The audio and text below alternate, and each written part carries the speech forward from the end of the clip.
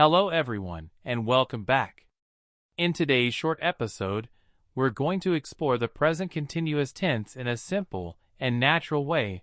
No complicated grammar, just real understanding. Let's start with a quick question.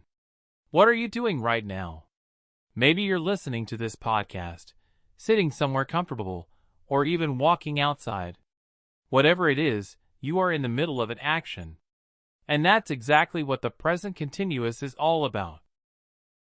We use the present continuous to talk about actions happening right now, at this moment.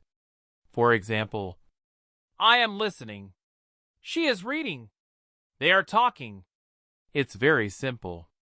Subject plus am is or plus verb plus ing. Now, instead of thinking about rules, try to imagine a picture. Picture someone with a phone in their hand, smiling at the screen. You can say, he is texting. You're not talking about something in general. You're describing a live moment, like a scene in a movie. Let's try another example. Imagine a friend calls you and asks, what are you doing? You say, I am cooking. That means right now, at this exact moment, you're in the kitchen, preparing food. Now here's something interesting. We also use the present continuous for temporary actions, not just right now. For example, I am reading a really interesting book these days.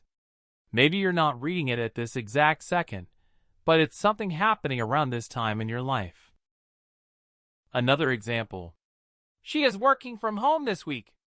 It's temporary, not permanent. Now let's look at a common mistake.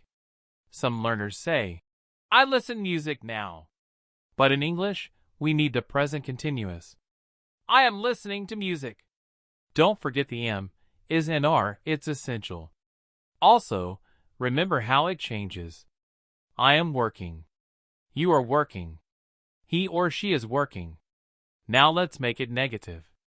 I am not working. She is not sleeping. They are not watching TV. And for questions. Are you working? Is she studying? Very natural, very common in daily conversation.